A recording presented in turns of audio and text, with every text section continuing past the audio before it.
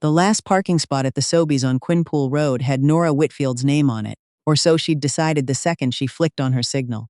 The snow had been coming down sideways since noon, the kind of wet March squall that turned Halifax into a gray smear, and she'd circled the lot twice already with her wipers losing the fight. So when a black Outback slid in nose first from the other lane and stole the spot out from under her, something in her chest just snapped. She rolled down her window. He rolled down his. "That was mine," she called over the wind. "I had my signal on. You had to have seen it." The man behind the wheel had dark hair going silver at the temples and the unbothered expression of someone who got his own way a lot. "Signals aren't reservations," he said. "First in wins. That's not a rule. That's just what people say when they take something that isn't theirs. Then we agree it's not a rule." He killed his engine and stepped out into the storm like it owed him nothing, pulling his collar up. "There's an open spot by the carts. You'll survive." Nora was 28 years old, soaked to the wrist from rolling the window down, and certain she had never disliked a stranger faster. She parked by the carts. She did not survive gracefully. She grabbed her milk and her eggs and her box of clementines and muttered things about him the whole way through the aisles, and by the time she got home she'd mostly forgotten his face. Mostly. 3 days later, her mother set her up on a date. Diane Whitfield had been worrying about her daughter's single status the way other mothers worried about house fires, with a low constant hum of dread. "It's just dinner," Diane said on the phone. "Margaret's son. You remember Margaret from my book club. Lovely woman. Her son's a good man. He's an engineer. He owns his own place down by the water. Just dinner, Nora. For me." So Nora put on the green dress and drove to the little Italian place on the Bedford Highway, and she walked into the warm light and the smell of garlic. And the man already seated at the table for two looked up, and it was him. The parking lot man. The silver at his temples. The unbothered face, which was at that moment anything but unbothered. For a second, neither of them said a word. The candle between them flickered. "You," he said. "Oh, you have got to be kidding me," said Nora. That was how she met Elliot Brennan, the man she would marry. Though if anyone had told her so that night, she'd have walked straight back out into the snow. Nora had not wanted to be set up. She'd had enough of being arranged, parceled out to sons of family friends like a casserole making the rounds. But her own reasons for staying single went deeper than that, and she didn't talk about them. 4 years earlier, she'd loved a man named Aidan through all of art school, 2 years of him swearing she was the one, and never once saying it where anyone could hear. She'd kept believing he was waiting for the right moment. The right moment turned out to be the night he introduced her, at a gallery opening, as a friend, while his arm went around a woman in a red coat he called his fiancée. Nora had stood there in her good shoes holding a plastic cup of bad wine, and she had decided, quietly and completely, that she would build a life that didn't need anyone's permission to exist. She'd been building it ever since. She had a job glazing pieces at a ceramics co-op in the North End, and a dream she told almost no one about. Her own studio someday, a real one with her name over the door. None of which she explained to Elliot Brennan. She just sat down across from him, because leaving would mean explaining it to her mother, and that was worse. Margaret and Diane, it turned out, had been plotting this for weeks. By the second course, their mothers might as well have been planning the wedding. Margaret talked about Elliot like he was already taken, and Diane laughed too loud at everything, and somewhere between the bread and the tiramisu their mothers excused themselves to let the young people talk, which left Nora and Elliot alone with the candle. The moment the mothers were gone, Elliot leaned back. "You don't have to look so betrayed," he said. "I didn't pick the restaurant. You picked my parking spot.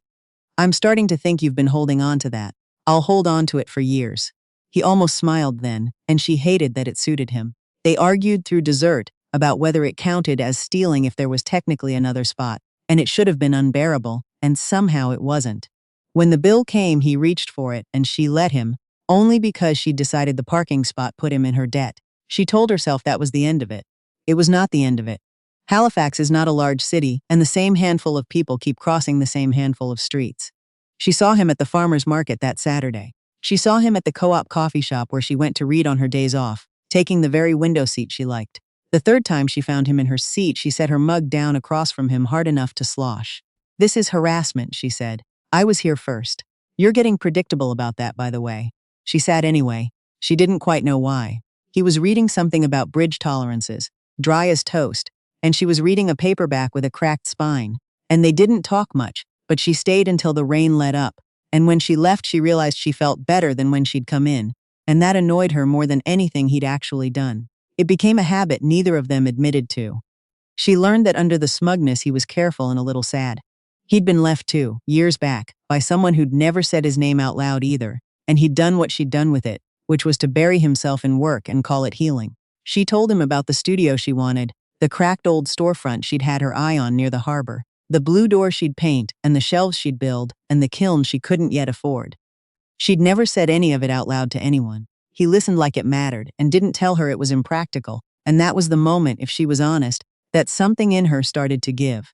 It was a cold night in April that decided the rest. They'd had coffee and argued about something stupid, and she'd refused his offer of a ride because the bus stop was right there, and she liked the walk. He followed at a distance in the outback anyway, headlights low, because the streets got empty fast after the harbor, and he didn't like the look of a man who'd been hanging around the shelter. Nora never saw the man coming. He stepped out from behind the transit shelter with his hood up and his hand already reaching, and she froze the way you do, every plan in your head gone white. Then there were tires on wet pavement and a door slamming, and Elliot was between them, swinging, and the man was running, and Nora was shaking so hard she couldn't hold her own keys. Elliot didn't say "I told you so," which she'd half expected. He just put his coat around her and walked her to the car with one hand flat against her back, and he didn't let go until she'd stopped trembling, and he drove her home and waited at the curb until her porch light came on. She watched his taillights go from the window and felt something she had promised herself she would never feel again. And she was furious about it, and she didn't sleep. They were married 11 months later, in a small ceremony at a chapel overlooking the water, Nora in her mother's altered dress and Elliot looking for once completely undone. Margaret cried. Diane cried harder. There was a fiddle, and there was rum, and there was Nora's whole heart, finally, given to someone who'd earned it the slow way. She moved into Elliot's house by the water, the one Margaret had bragged about. What Margaret hadn't mentioned was that she lived 10 minutes away and visited like it was a job. The trouble didn't start as trouble. It started as small things. Nora had been raised by a patient mother in a forgiving house, and she'd never learned to run a home the way Margaret thought a home should be run. She left the kettle on past the whistle. She put the good knives in the dishwasher. She forgot which cloth was for the counter and which was for the floor, and Margaret noticed every single time and said something kind every single time in a voice that made the kindness feel like sandpaper. "You'll learn, dear. You're young." Nora was 29. She did not feel young. She felt like she was failing a test no one had given her the textbook for. She cried about it more than she let Elliot see. The first time the mother-in-law thing boiled over, it was over a slick of olive oil Nora had wiped up in a hurry on the kitchen tile. She'd told herself she'd get it properly later. She didn't. Tom, Elliot's father, came through in his socks an hour later and went down hard, and the snap of his wrist hitting the floor was a sound Nora would hear for weeks. The cast came off at the hospital that night. Margaret's face on the drive there could have curdled milk. "You have to think, Nora," Margaret said low in the waiting room. "You can't just rush through things and leave them half done." He could have hit his head. Elliot, exhausted and scared for his dad, turned on her too. "How were you that careless? You knew it was slippery." She tried to say she'd meant to come back to it. He held up a hand. She swallowed the rest. Later, in the car, he didn't speak, and when they got home she went out and stood in the dark street in her coat, kicking at the snowbank, not wanting to go in because every room in that house had Margaret's standards baked into the walls and she couldn't breathe in any of them. Elliot came out after a while. "Are you planning to freeze out here all night?" "I keep getting it wrong," she said, and her voice cracked on it. "Everything I touch in that house, I get wrong." And he, to his credit, came down off his anger. He stood beside her in the cold and apologized, said he'd been frightened for his dad and taken it out on her, said she wasn't wrong, said his mother loved hard and meant well and was a lot. He pulled her in and she let him, and for a while it was all right. But she should have noticed how easily the apology came and how quickly the old pattern returned. Because the real fracture, when it came, didn't come from Margaret at all. It came from a name on a phone. Aiden. The Aiden, art school Aiden, fiancé in the redcoat Aiden, had moved back to the Maritimes that spring, and he'd gotten Nora's number from a mutual friend, and he'd started texting. "Nothing," she answered. "Saw your work in a shop window, you got so good." Then, later when she didn't reply, "I think about you. If you're ever not happy, I'm still here." She deleted them. She didn't tell Elliot, and that was the mistake. The one she'd turn over in her mind 1,000 times later, because she didn't tell him not out of guilt, but out of a kind of pride. She didn't want Aiden to be worth a conversation. She wanted him to be nothing, so she said nothing. Elliot saw the screen one morning. She'd left her phone on the nightstand and it lit up while she was downstairs. "I still love you, Nora," and he stood there reading it with his whole face going to stone. He didn't shout. That was the worst of it. A man who shouts is a man you can answer. Elliot just got quiet, and the quiet had teeth. He started staying late. He started coming home after she was asleep, or after she'd pretended to be, and getting into bed with his back to her. She'd lie awake and lift her hand toward him in the dark and put it down again, over and over, never finding the nerve, because every time she got close to saying it's nothing, he's nothing, I never answered him. The silence in the room felt too thick to push through. She told herself she'd explain when he was less angry. He never got less angry, he just got further away. She found out she was pregnant in June. Her mother wept with joy. Margaret, who could find a fault in a sunset, found none in this. She put both hands over her mouth and went soft for the first time in a year. Tom grinned and called it the best news the family had heard in a decade. And in the middle of all of it stood Elliot, not smiling. And Nora watched her husband do the arithmetic behind his eyes and arrive at a number she could not believe he was even considering. He thought the baby might not be his. He never said it. He didn't have to. It was in the careful distance he kept from her belly, in the way he congratulated her like a coworker. In the months that followed where she did the whole thing nearly alone. Other pregnant women had husbands who filled the house with the foods they craved.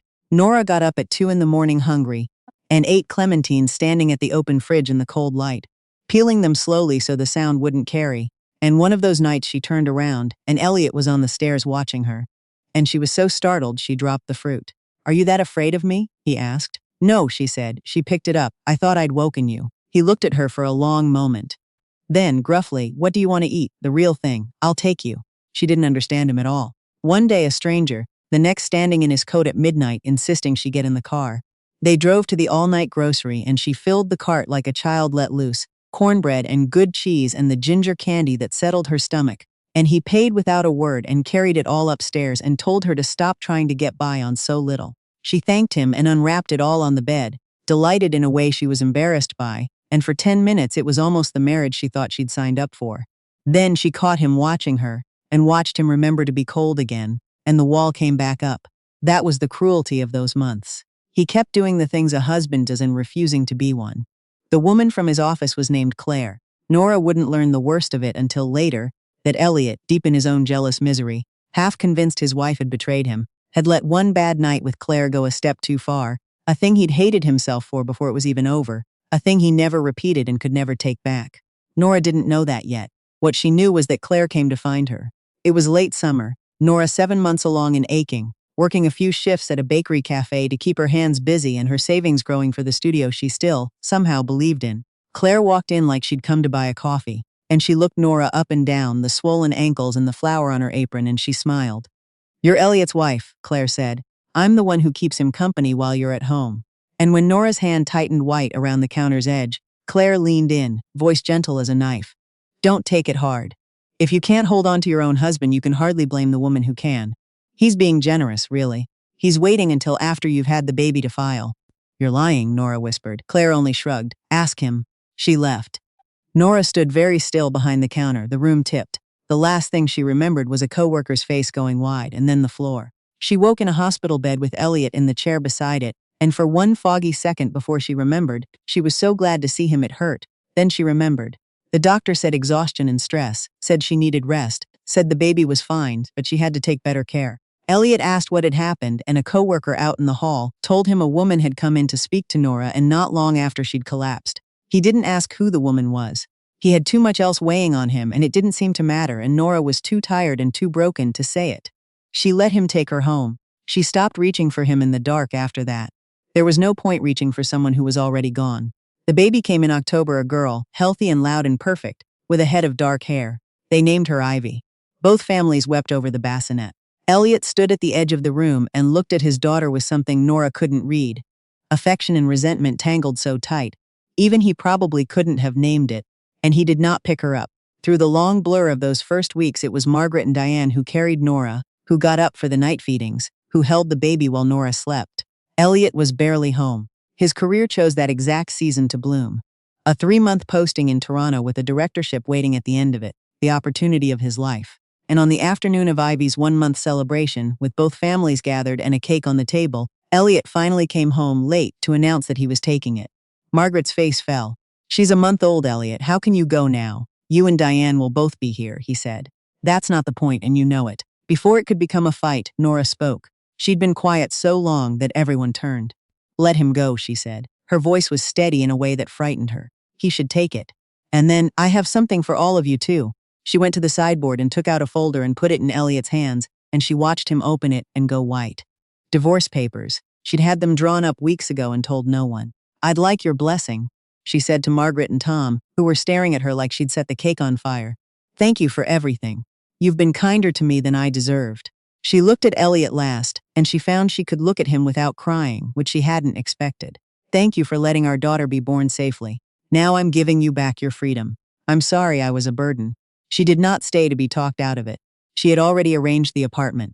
By the time Elliot drove back to the house the next morning, after a night of saying nothing in his car, Nora and Ivy and 3 suitcases were gone, and the landlord at her old place said only that she'd left no forwarding address.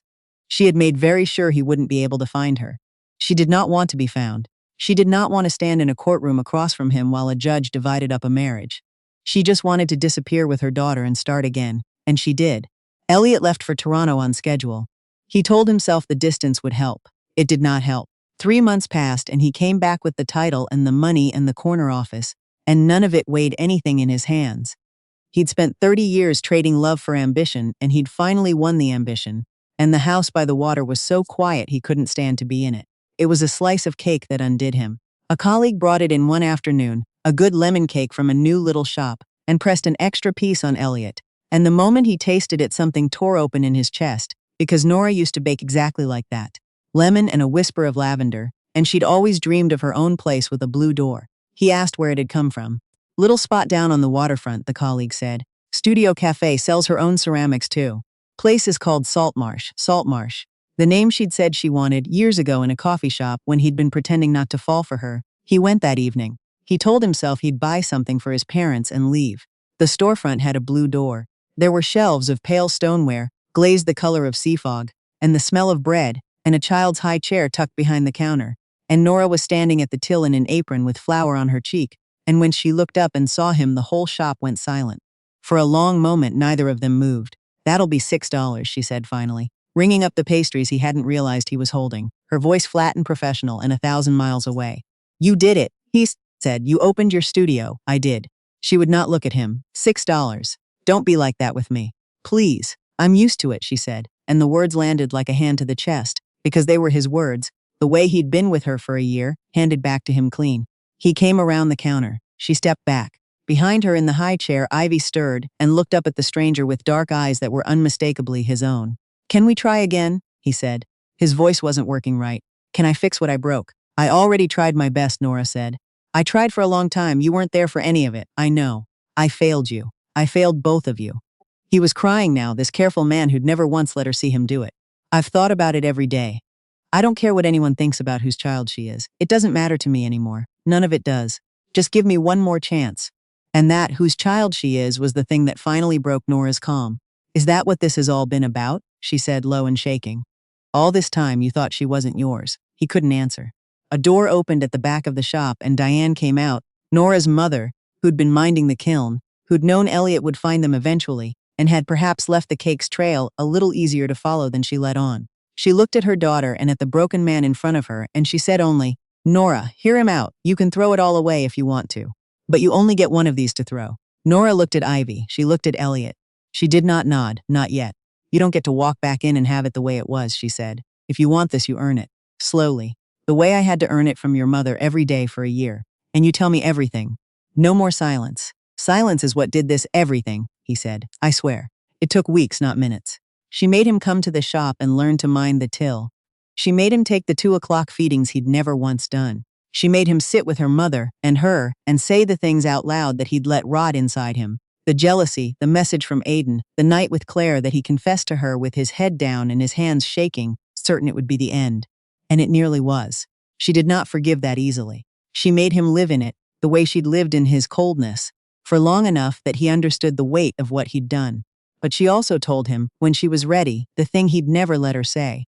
That she had never once answered Aiden, that she'd deleted every message, that there had never been anyone in her heart but Elliot, and that all of it, every cold month, every lonely midnight, the divorce, the disappearing, had grown out of 2 people too proud to say 4 true sentences to each other.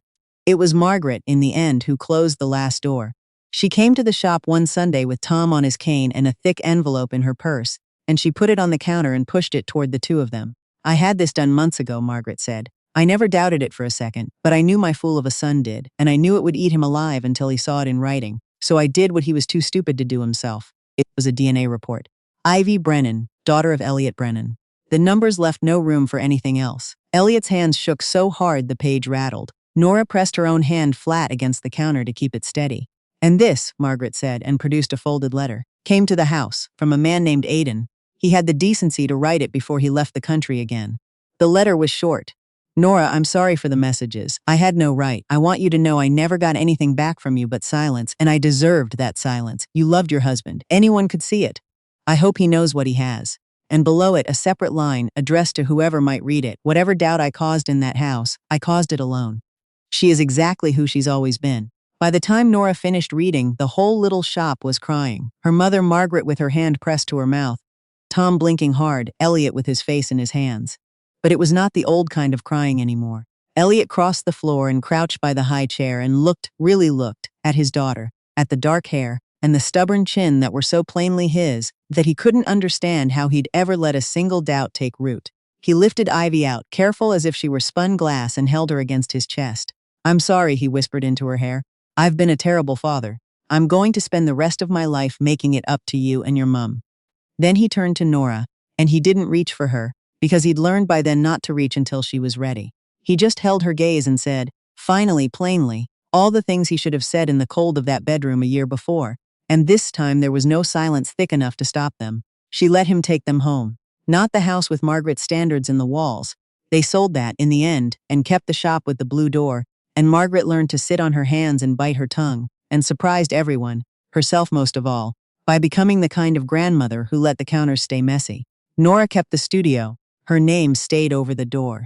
On slow afternoons, Elliot would mind the till badly and break the occasional mug and apologize, and she'd watch him from the kiln room with Ivy on her hip and think how strange it was, the long crooked road from a stolen parking spot to this, and how close they had come to never finding their way back. It would have been so much simpler, she'd think, if either of them had only learned sooner that love isn't held up by one person's silence, or one person's pride.